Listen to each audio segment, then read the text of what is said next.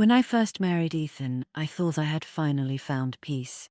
After years of fleeting relationships and heartbreak, he felt like a home I could trust, someone steady, kind, and understanding. We had been married just under a year when everything began to unravel, and it all started the day Kyle moved in. Kyle was Ethan's best friend since college, the kind of guy who could charm a room in seconds. Loud and funny, always telling stories that ended with everyone laughing. But beneath that charm, there was something I couldn't quite name. Something sharp, a little unsettling. When Kyle lost his job and his lease around the same time, Ethan didn't hesitate. He just needs a place for a few weeks, he said. You'll barely notice he's here.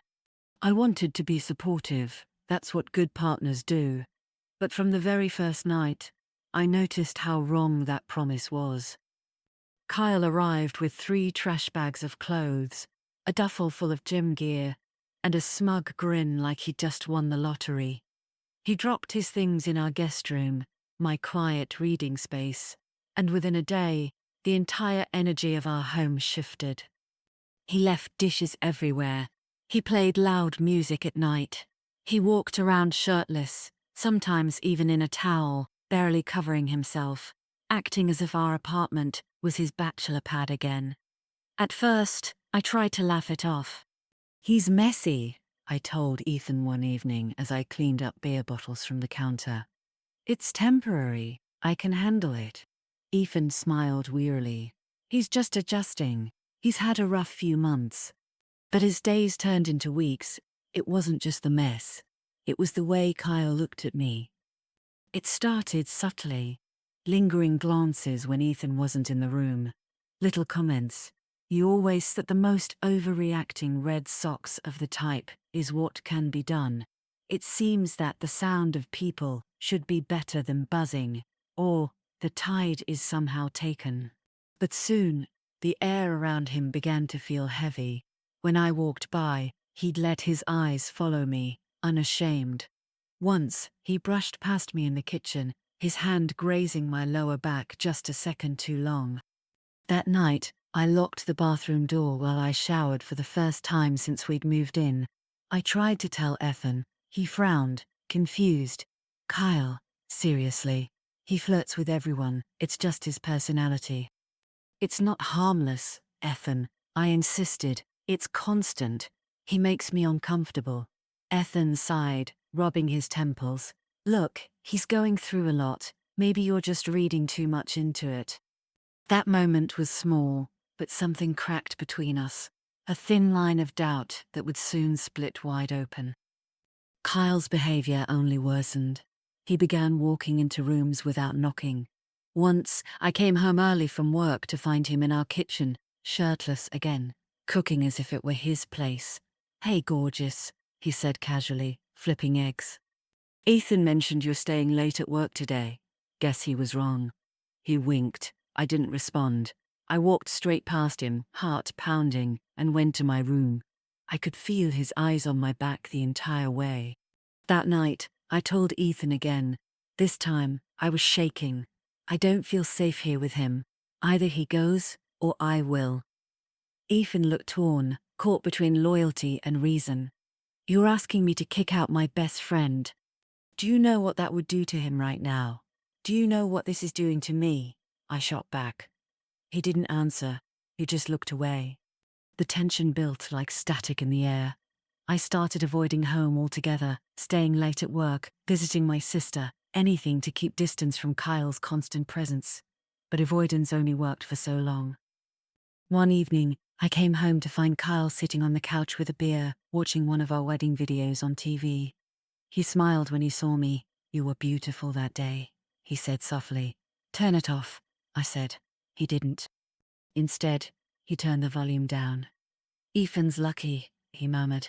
If I'd met you first, maybe things would have been different.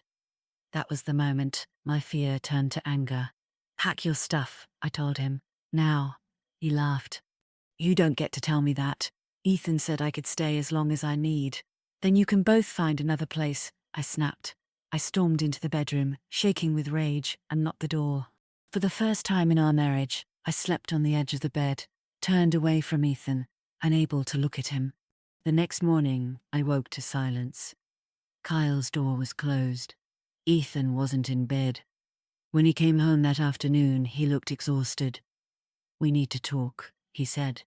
He told me Kyle was upset, said I'd made him feel unwelcome, that I'd twisted his words. Ethan was frustrated, confused, caught in the middle. "I just need space to think," he said finally. "I'm going to stay at my parents' for a few days." The door closed behind him, and I stood there, staring at the empty hallway. It was the first time I'd truly felt alone in my marriage. That night, I couldn't sleep. My chest felt tight, my thoughts racing. Something deep inside me whispered that I wasn't crazy, that there was more going on than I'd been told. So I started digging. The first thing I found was Kyle's old duffel bag in the guest room closet. Inside, there were 2 phones, one cracked and turned off, the other still working but locked. Then, on the bedside table, tucked beneath a pile of receipts, I found a small black device, a voice recorder. My pulse quickened. When I plugged it into my laptop, it opened instantly. There were audio files, dozens of them. Most were ambient noise, faint conversations, muffled voices. But one, labeled living room _04, made my blood run cold. It was a recording of me, talking to Ethan. "He's making me uncomfortable," I heard my voice say. "You're imagining it," Ethan replied. Then, faint laughter, Kyle's. "Told you she's paranoid," he said. My hands shook as I listened. Kyle had been recording our private conversations, twisting them, feeding Ethan his version of the truth. But it got worse. There were photos, too, saved on the old cracked phone. Photos of me, blurry, candid shots, taken from behind doors and hallways. That was when I understood. This wasn't just disrespect, it was obsession. The next morning, I called Ethan. "Come home," I said quietly. "We need to talk." He arrived looking wary, defensive even. As Kyle's voice filled the room, Ethan's expression shifted from confusion to disbelief, and then to horror. "Oh my God," he whispered. I showed him the photos next. He covered his face with his hands. "I didn't know," he said, his voice breaking. "He told me you hated him, that you wanted to push me away." I looked at him, tears blurring my vision. "And you believed him." "I was wrong," he said softly. So wrong." He packed Kyle's things that evening, without another word. When Kyle returned later to find his bags by the door, Ethan was waiting. "I heard everything," Ethan said. "You're done here." Kyle's smirk faltered. "She's lying, man." "Get out," Ethan repeated. And for the first time, Kyle left without a fight. The silence afterward felt strange, heavy but clean. Ethan apologized again and again, but the damage was already done. "I don't know if I can trust you," I said quietly one night. "Not yet." He nodded. "Then I'll own it back." But trust isn't something that returns overnight. For weeks, every time I closed my eyes, I saw Kyle standing in the kitchen, smiling that smug, knowing smile. I started therapy. I began journaling. Slowly, the pieces of myself that had felt small and silenced started to rebuild. Ethan supported me, but he also respected the distance I needed. Sometimes that's the truest form of love, giving space instead of promises. Months later, I received an email from an unknown address. The subject line read, "I'm sorry." It was from Kyle. He claimed he'd been drinking too much, that he didn't realize how far he'd gone. He said losing his job had messed with his head. But it wasn't an apology, it was justification. I didn't reply. I deleted it, blocked the address, and exhaled deeply. For the first time, I felt the weight lift, like closing a door that had been left open for too long. Now, a year later, when I look back, I don't think of Kyle or even Ethan's betrayal as the defining part of that chapter. What I remember most is the moment I took my power back, when I decided I wouldn't live in fear or doubt anymore. Trust can be broken in an instant, but healing takes time. And I've learned that sometimes you have to lose almost everything before you finally remember your worth.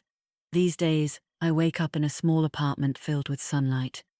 I make my own coffee, play music too loud, and dance barefoot across the floor. Sometimes Ethan visits. We talk, not about the past, but about how far we've come. There's peace between us. I spend the 7 years of good work, a problem, and a program, and a fact.